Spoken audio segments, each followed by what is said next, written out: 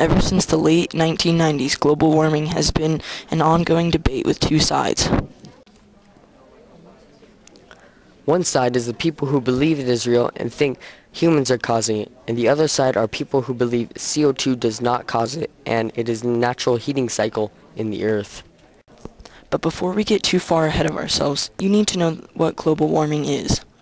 It is an upward trend in climate change on Earth, with many serious consequences such as polar ice caps melting, floods, rising ocean levels, droughts, and other harmful effects.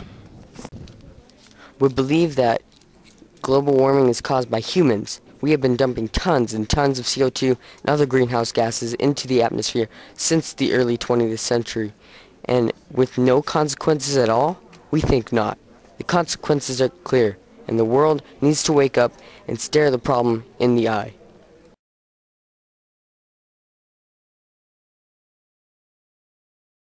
I wanted to ask you, what are some of the effects of global warming seen around the globe? There are a number of them. Most of them are subtle, but the most dramatic, as you probably know, is the removal of the disappearance of Arctic ice. Yes. But another one, of course, is glaciers melting. Yeah. And another one is plants are moving into zones where they never used to. Insects are moving into zones where it used to be too cold for them. Animals are moving, like on mountains, they're moving higher up. If they were in a certain climate zone, they're now moving higher up in the mountain to get cooler. And in a lot of the crop growing areas where frost is a problem, there are fewer frosts in the fall and fewer frosts, especially in the spring. Oh. So there's all kinds of subtle little things, including, of course, hot temperatures are being measured more often. Yeah. But climate change is going to be very, very small temperature changes, only a few degrees. But the total amount of energy that's represented in those small degrees are there's a whole bunch of energy that it goes into the system. Also, what is the driving force of global warming? Like the greenhouse effect or the natural heating cycle of the earth, or what? Well, in the longer term, there's a lot of factors that change climate. The tilt of the earth, the closeness of the orbit to the sun, sunspots, changing geology as the continents move. But those are million-year scale of things. And those are always there in the background. But what we're doing with carbon dioxide and methane is we're taking a natural process that used to occur on a million-year time scale and doing it in a 100-year time scale or a 1,000-year time scale. So we're speeding things up a huge amount. We're speeding it up like 1,000 or 100,000 times faster than it normally would happen. Wow. And that type of scale is what we're doing with burning the fossil fuels. All of the fossil fuel, coal, oil, and gas, was once in the atmosphere as carbon dioxide.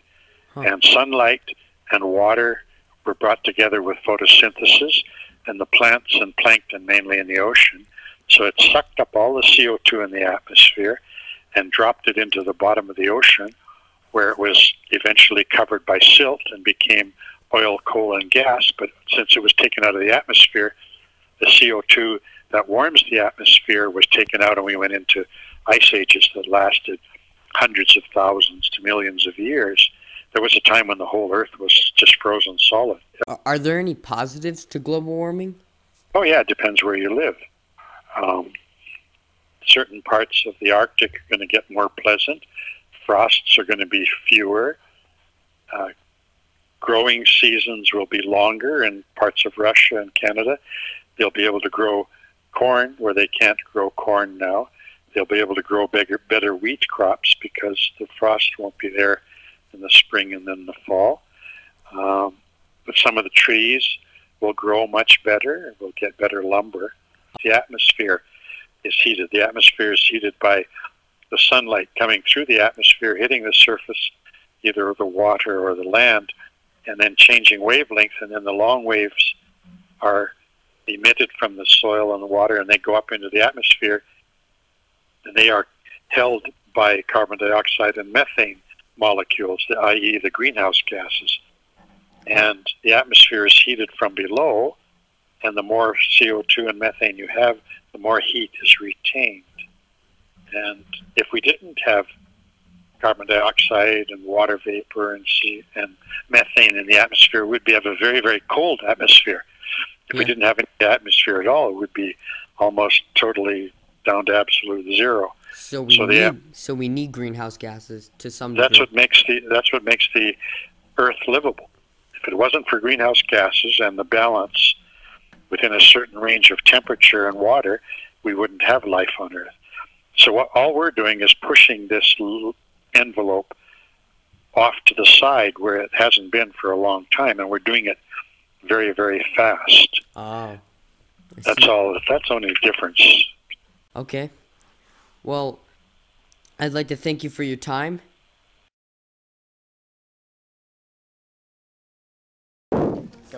The opposing side to our idea on global warming may state global warming is a myth or isn't real. You ask why, and they'll say it's a natural heating cycle in the Earth, or the CO2 levels in the atmosphere are not related to the climate on Earth. We think this is absurd. 2012 was the hottest year on the planet to date, according to climatecentral.org. The years have just gotten hotter and hotter, and there's a reason for this. It is the CO2 in the atmosphere that we put in it. In 2012, there were 34,000 daily record highs. There are people that look around and say, yes, the climate is increasing, but it ain't our fault.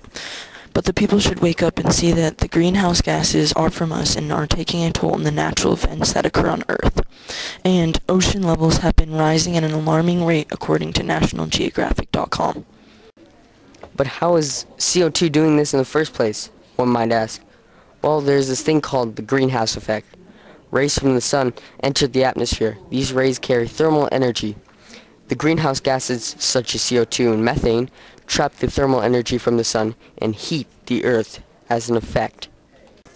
The fact that humans pollute with cars, power plants, and other greenhouse gas contributors every day is not going to help this greenhouse effect at all. Although we cannot convince everyone about global warming and force them to take sides, we can only hope that you walk away more knowledgeable about global warming. In the years to come, all we can hope for is to have some people in the world take a stand against global warming. Global warming has a path of destruction. We can only hope that it doesn't do serious damage before it can be stopped. We the people must take a stand. We know that global warming isn't some myth or some conspiracy. We know that it is our fault and it needs to be stopped. We hope that you walk away more informed, ready to take your stance on global warming, and hopefully know that global warming is a problem, and it is a problem of ours.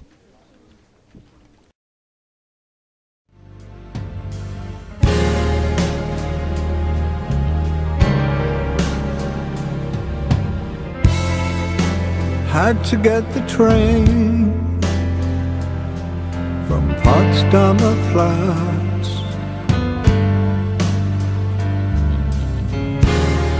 You never knew that